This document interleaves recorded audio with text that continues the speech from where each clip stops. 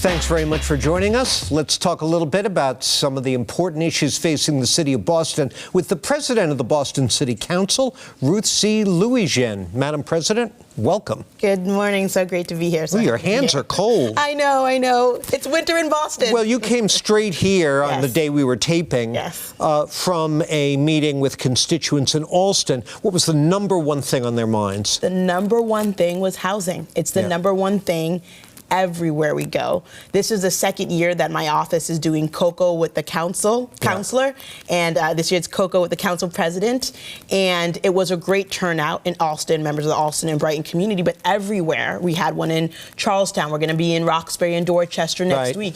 Housing is the number one issue in our city. Well, we're constantly hearing from political figures at the city level, at the state level, about their various plans to try to stimulate new housing construction, particularly affordable housing. Just last week, Needham was the latest community to reject a proposal to rezone the town to allow more multifamily housing, part of this whole controversy over the MBTA Communities Act. Opponents said they felt it was too much, too fast. Now, one of the biggest impediments to housing is NIMBYism, the attitude that more housing is fine for other places, but not in my backyard, NIMBY. Was that reflected there, do you think? Is that generally a problem? I can't really speak to what other communities outside of Boston are doing. Sure you can. But I do know that NIMBYism sometimes is a problem, that people realize that we need more housing, but they don't want it in their own backyard.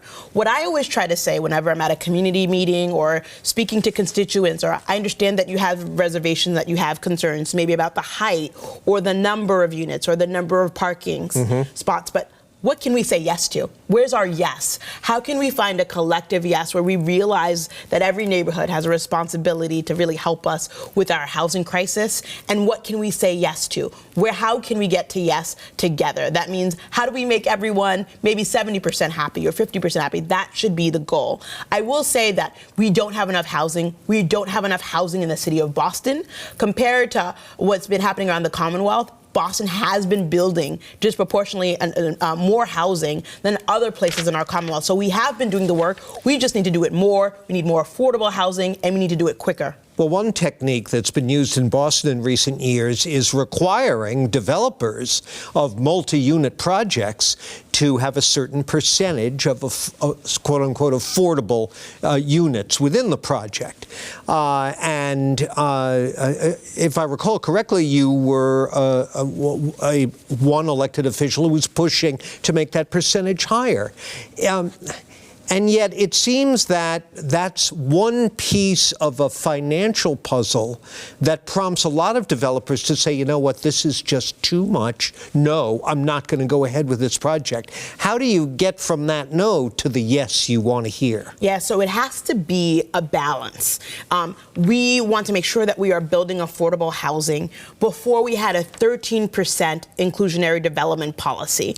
And that was just not leading to too much displacement of our residents because it wasn't generating enough affordable housing. Now we are at 20%. There was a whole committee put together of developers and activists and community leaders to figure out what the right balance would be.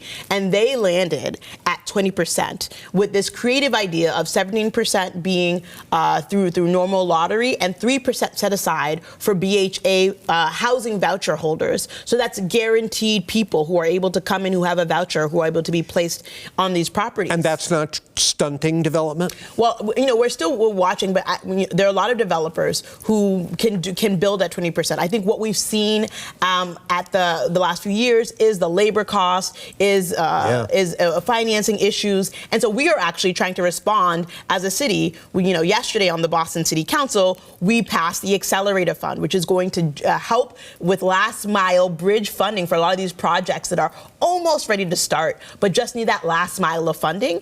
And we as a city are creatively stepping in partnership with Mass Housing and the state to provide that last mile funding not only that's a loan for these developers, but we end up getting the money back with a 4 to 6% return. But right now, it's not something that the market is able to do. So we're stepping in as the city to help provide and build this housing. So I think 20% is doable, but we do need to continue to work with developers to think, what else can we do to make the development happen quicker? Because a lot of the costs come in when it takes a longer time to build a property. Interesting. All right. The council last week voted to kill a measure. It was a proposal by Councilor Ed Flynn that would have created an ethics committee within the council.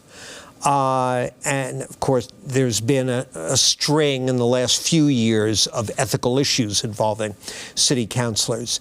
And it was voted down. You were an opponent. Why? I think the measure was well-intentioned. Ethics and the public trust are so important, especially in this day and age where I think there's a lot of confusion about what role, the ethics of our president, the ethics of our state and local leaders. But we as a 13-member body cannot have a committee that is attempting to investigate the potential ethics violations of each other.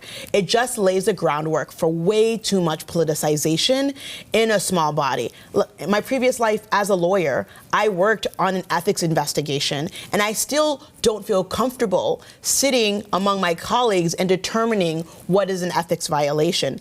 That's why we have the Massachusetts State's Ethics Commission, and actually we just had another training with them at City Hall for our counselors and our staff. And we're going to be having more trainings, increasing the number of ethics trainings so that everyone feels comfortable with what the rules are, but also going to the Ethics Commission if you have any issues. We hired another lawyer on the Boston City Council, on the staff itself, to help navigate issues. And we're thinking about what we can do to strengthen policies that should be routine across the City Council offices. There is a lot of independence for each office, and there's some good to that, and there's some bad to that. And so we need to really buttress our human resources and strengthen some policies across offices so that everyone feels comfortable coming to work, and so that everyone feels like we are working with the public trust in mind. And I think that's what is crucial and important here. Just briefly, because I want to squeeze in another topic here, do you believe that the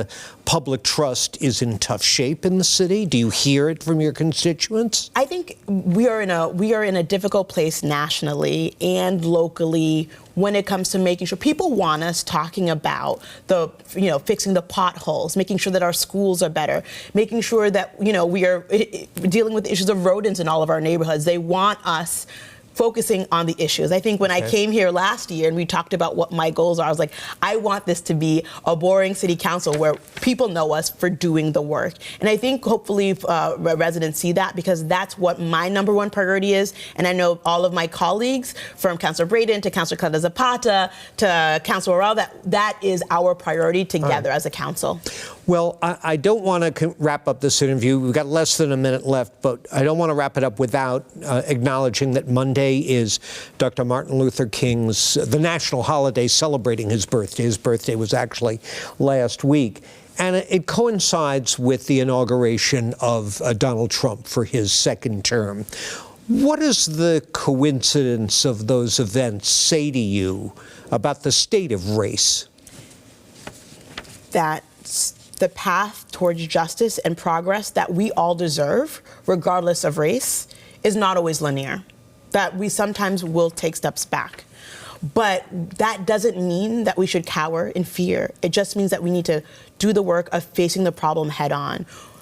Martin Luther King Jr. represented so much. He represented the intersection of racial justice, of voting rights, of economic justice. He was assassinated fighting for black sanitation workers in Memphis, Tennessee. It means that the fight for economic justice is inextricable for the fight for racial justice. And, I know that we're going to have challenges ahead. So many of our communities, vulnerable communities, are going to have challenges ahead.